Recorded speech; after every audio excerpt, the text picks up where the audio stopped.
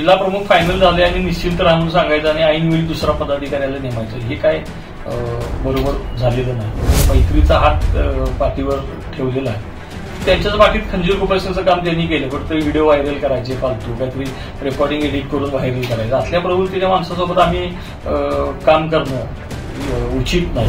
म्हणजे दरवेळी निष्ठावंतालाच बाजूला करण्याचं हे काम हे काही पदाधिकाऱ्यांच्याकडून नेत्यांच्याकडून होत राहील. जिल्हा प्रमुख म्हणून जरी दुसरी कुणाची निवड केलेली असली तरी ते मला वाटतं की एक टोळीचा प्रमुख म्हणून केला आहे. जिल्ह्यात विस्तारलेली जी शिवसेना ती एखाद्या गांधी मैदान किंवा एखाद्या चौकापुरती किंवा तालमीपुरती मर्यादित राहील हे 100% आहे. वरिष्ठ काही पदाधिकाऱ्यांनी सांगितलेलं की जिल्हा प्रमुख म्हणून तुमचं नाव झालेलं आहे. गेले महिनाभर मला वाटतं की काय आपल्याला सुद्धा समजलेलं. आपल्यातलेच बरेच पत्रकार मित्रांनी सुद्धा माझं अभिनंदन पण केलं होतं.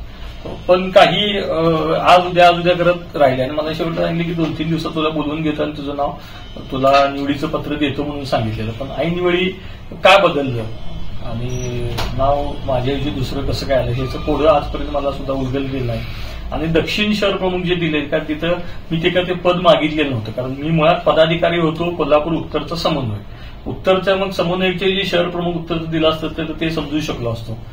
पण जिल्हा प्रमुख फायनल झाले आणि निश्चिंत राहून सांगायचं आणि ऐनवेळी दुसरा पदाधिकाऱ्याला नेमायचं हे काय बरोबर झालेलं नाही. त्यामुळं आम्ही किती वर्ष निष्ठावंत राहायचं आणि याच्या आधी बरेच निष्ठा आम्ही व्यक्त केलेली आहे. पावलोपावली सिद्ध करून दाखवलेलं आहे. शिवसेना आणि ठाकरे कुटुंबाशी आम्ही एकनिष्ठ राहिलेलो आहे. मग ज्यावेळी आम्ही निष्ठावंतांची ज्यावेळी वेळ येते किंवा निष्ठावंताच्या प्रामाणिकपणाचं फळ द्यायची किंवा त्याचा सन्मान करण्याची वेळ येते त्यावेळी मग आमच्या पाठीत का खंजीर खुपसला जातो, त्यावेळी आमच्या बाबतीत हात आखडा का घेतला जातो याचं कोड आहे आणि याचं वरिष्ठांनी याचा विचार करावा. आणि याची जी नाराजी आहे ती आम्ही वरिष्ठांच्यापर्यंत व्यक्त केलेली आहे. त्यांनी पण आम्हाला माननीय उद्धव साहेबांशी भेट करून याच्या संदर्भात चर्चेला बोलवतो म्हणून सांगितलेलं आहे. बघूया आता काय निर्णय होते. कारण ज्यांना पदाधिकारी केले त्यांचा इतिहास बघितला तर आजपर्यंत त्यांनी ज्याच्या जवळ गेले आणि मैत्रीचा हात पाठीवर ठेवलेला आहे.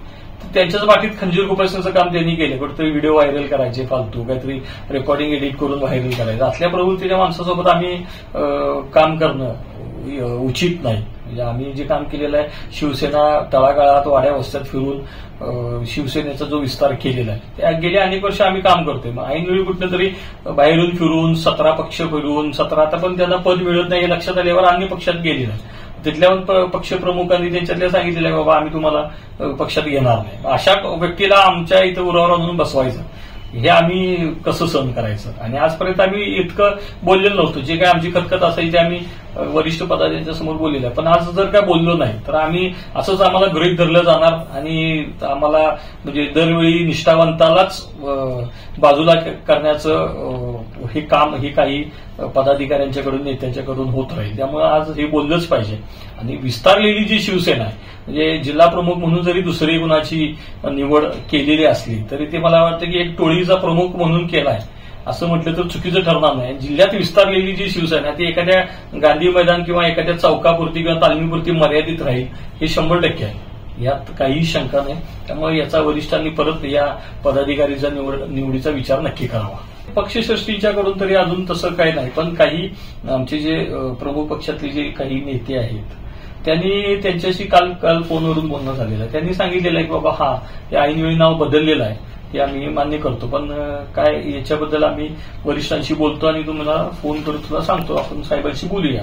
त्याला पण आम्ही तयार आहे. कारण आमच्या ज्या भावना आहेत असं जर काय कोण मधल्यामध्ये कोण करत असेल तर ते उद्धव ठाकरे साहेबांच्या कानावर सुद्धा गेलं पाहिजे. मग कोण हे मधल्यामध्ये असं करते म्हणजे ज्या उतार काळात जे राहिलेले आहेत त्यांच्यावरच अशी जर वेळ येत असेल तर याचा पक्षप्रमुखांच्या कानावरही गेलं पाहिजे. म्हणजे आम्हाला जर सक्षम नव्हतं मग आधीच सांगायचं होतं अजून तुला काम करायचं अजून 1-2 वर्ष थांब. लोकसभेला ज्यावेळी मंडलिकांच्या वेळी आक्रमकपणे काम केलं आणि इकडे त्यावेळी ज्यावेळी पद आलं त्यावेळी सुनील मोदी आणि रवी किरणींचं नाव आलं. मग ते तर त्यावेळी म्हणजे त्याच्या आधीच ते काँग्रेसमधून आलेले आहे त्यांचं पदाधिकारी नव्हते. आणि आता पण असं होत असेल आणि शिवसेनेचं ज्यावेळी जिल्हा प्रमुख म्हणून होते मी म्हटलं इतके वर्ष निष्ठेचं फल 100% मिळणार.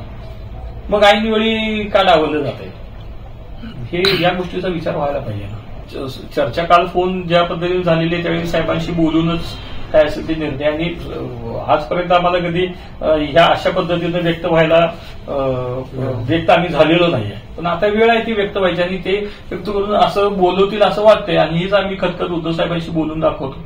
त्यांना सांगणार की बाबा या पद्धतीनं ही काम चालू आहे, आणि काय झालं नाही तर मग अजून आम्ही काय दुसरा कुठला निर्णय घ्यायचा डोक्यात सुद्धा नाही, केलेला पण नाही तसा विचार. आता तरी आम्हाला सांगितलं की उद्धव साहेबांच्या समोर तुझं नाव आहे आणि तुझं नाव फायनल केलेलं आहे. पण ऐन वेळे असं माझ्याबद्दल कुणी काय सांगितलं, आणि विरोध जर काय कोण म्हणत असं की या नावाला, हर्षल सुर्वेच्या नावाला यांनी विरोध केला, मग हे दुसरं नाव आले, मग त्यांचा विरोध आहे का नाही आहे ही विचार केला का? म्हणजे जिल्ह्यात ज्यावेळी ग्रामीण शहरातल्या काही लोकांनी काही टोळक्यानं जर काही विरोध केला असेल तर आता ग्रामीण भागातले जे कार्यकर्ते आहेत त्यांना मग तुम्ही विचारलं का हे आम्ही पदाधिकारी बदलणार आहे, हे आम्ही घेऊ का, याचा तुम्ही विचार केला का? म्हणजे एखाद्या बाजूने कोण जरी पदाधिकारी नेमलं तरी नाराजी काही असतेच, प्लस मायनस असते. मग एकाच बाजूचा विचार न करता दुसऱ्या पण बाजूचा विचार करायला पाहिजे होता ना, ते काय केला नाही.